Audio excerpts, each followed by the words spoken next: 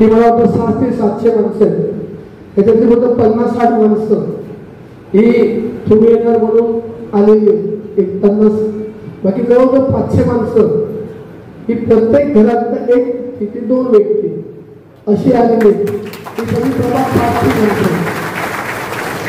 एवढी माणसं माझ्या बरोबर आहेत म्हणजे माझा विजय सुद्धा निश्चित आहे असं मला म्हणायला कोणतीही हरकत नाही. मी ह्याच वाड्यात खानाचा मोठा झालो.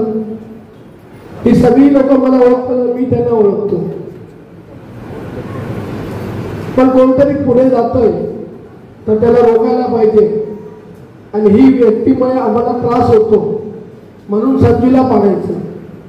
काही झालं तरी संजूला पाडायचं म्हणजे उद्या तो जिल्हा परिषद मध्ये फिरणार नाही, पंचायत समितीत फिरणार नाही आणि त्याचं अस्तित्व नष्ट करायचं म्हणजे भविष्यात आपल्या पक्षाला त्याचा त्रास होणार नाही. एखाद्याला संपवण्याची भाषा असते ना ती अत्यंत चुकीची. तुम्ही लढा ना, मला उत्तर द्या, माझ्या प्रश्नांची उत्तरं द्या.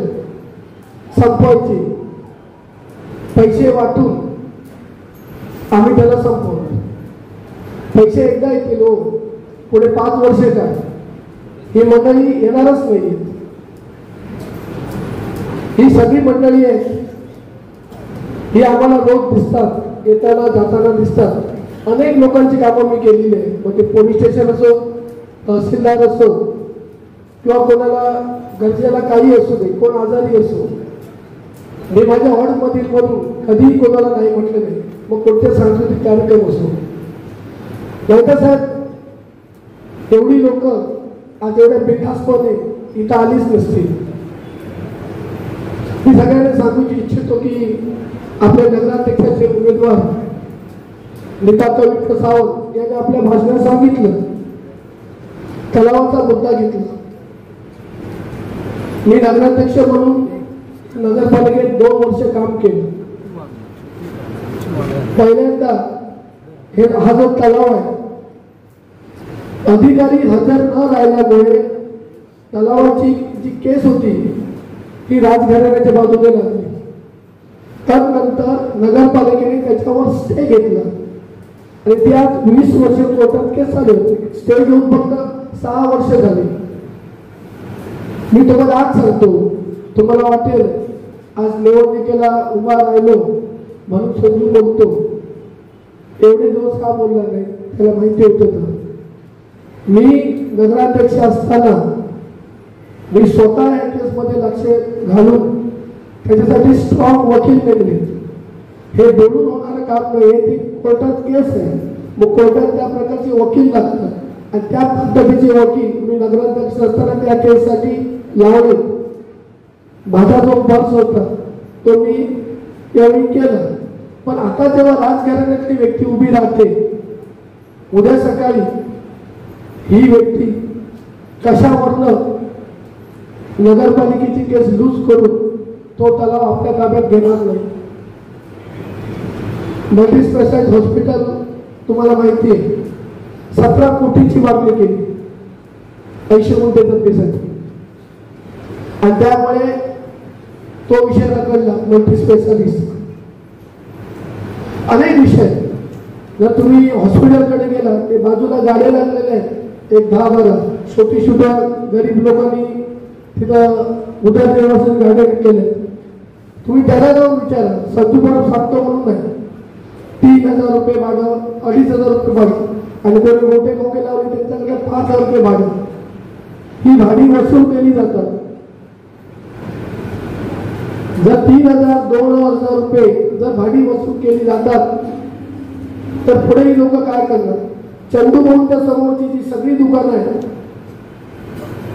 त्यांना सगळ्यांना नोटिसा गेलेल्या आहेत आणि त्यांच्याकडे डिपॉझिट 3-3 लाख रुपये डिपॉझिट आणि भाडं हे पण चालू केलेले आहे. 70-80-100 वर्षापूर्वीची दुकानं आहेत. जर 2,000 रुपये भाडं, 5,000 रुपये भाडं, एवढा छोटा विचार करणारी माणसं तुमच्या बरोबर कशी राहतात? मला एकाने सांगावं, एवढी माणसं आहेत, 600-700 माणसं बसलेली आहेत, कोणाची हिंमत आहे राजवाड्यात जायची? आतमध्ये आणि सांगायचं माझं रेशन कार्डचं काम आहे तुम्ही करून द्या. तुम्ही कोण जाऊ शकता तर मला सांगा. तहसीलदारांना फोन लावा, पोलीस स्टेशनला फोन लावा, माझं वाढलंय, माझा मुलगा आजारी आहे, माझी शाळेतली फी भरायची आहे, मला 2,000 रुपये द्या, 5,000 रुपये द्या. कोण जाऊन मागणार? माझ्याकडे बिंदास लोक येतात. इथे वाटतं आरेकर बसले, ते वाहन बसले, त्यांना माहिती आहे माझ्या घरी रोज 70-80 लोक येतात. त्यातल्याची अर्धी गरज वाटत असतात आणि आम्ही ते काम करत असतो. आणि आता तर तो माझ्यावर उमेदवार राहिलाय, काही तर सांगितलं संतू म्हणून मी तळ्यात विसर्जन करणार आणि मला तळ्यात विसर्जन करणार एवढी ताकद आली कुठलं? फक्त पैशाचा मास, पैशाच्या जीवावर एका मताला अमुक रक्कम देऊन संजू परबला पाडायचं. अरे मी करोना काळात काम केलंय, 250 बेड स्वखर्चाला दिले, 2,500 कुटुंबांना 3 महिने मी स्वतः धान्य दिले. 2,500 कुटुंब. तुम्हाला माहिती असेल, तुम्ही शाळा आहे, मी जी व्यवस्था केली होती प्रत्येक ठिकाणी भाजीची दुकानं लावली होती. आठवतो का? तेव्हा कोण होते? कोण होते? आता जे येऊन जी भाषण करतात, आता तेव्हा कोण होते? तेव्हा संजू परब होते. नगराध्यक्ष म्हणून माझी भूमिका मी बजावली, योग्य बजावली.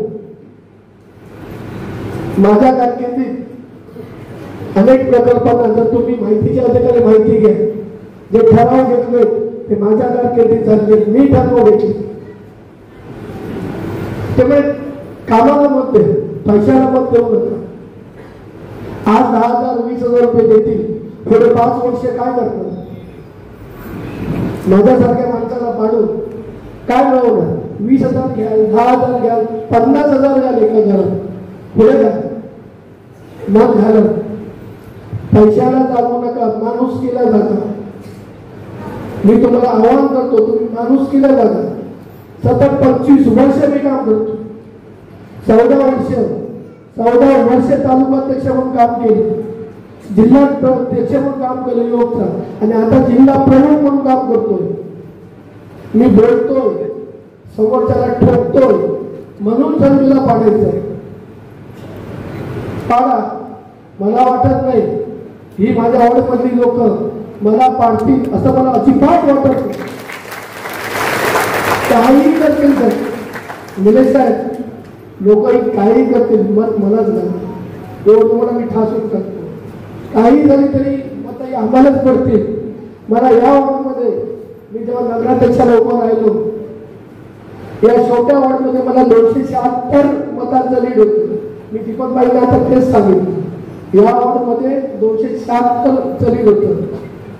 आणि निश्चितपणे नगराध्यक्ष झाल्यावर मी जी काय कामं केली, करोना काळात मला करोना झाला बाहेर फिरून तरी मी डगमगलो नाही. त्याच्यामुळे आज मला तुमची गरज आहे. कुठच्याही आमिषाला बळी पडू नका. आज सगळे येतील, 2 तारीख नंतर तुमच्याकडे कोणी नसतं, फक्त संजू परब असेल, एवढं तुम्ही लक्षात ठेवा. कोणी नसतं. रात्री 2ला जरी बेल वाजवली तर फक्त संजू परबच उठतं, दुसरा कोणी उठू शकत नाही. कोण जाणार रात्री 1 वाजता? जाऊ शकतो का तुम्ही मला सांगा? रात्री 1 वाजता राजवाड्यात कोण जाणार? पण संजू परबची दाट ठोकवायला अजूनही लोक येतात. त्याला सुद्धा नारेकर पुरावा आहे. 12 बसले होते समोर, त्यांनी पत्रे सुद्धा लावून घेतले, लोकचे रोज दिसायला नको म्हणून. आपल्या यांच्या दरवाजावर बघ असे पत्रे लावलेले आहेत, रोजची लोक दिसायला नको. ते लोक बघून सुद्धा काम करतात. त्याला माहिती आहे रोज बघतात किती लोक येतात. त्याच्यामुळे माझं दार माझ्या हॉर्ससाठी नाही तर पुऱ्या मतदारसंघासाठी 24 तास उघड असतं. आणि उघड आयुष्यभर आहे. जोपर्यंत संजूचा जीवात जीव असेल तोपर्यंत माझा दार तुमच्यासाठी नेहमीच उघड असेल.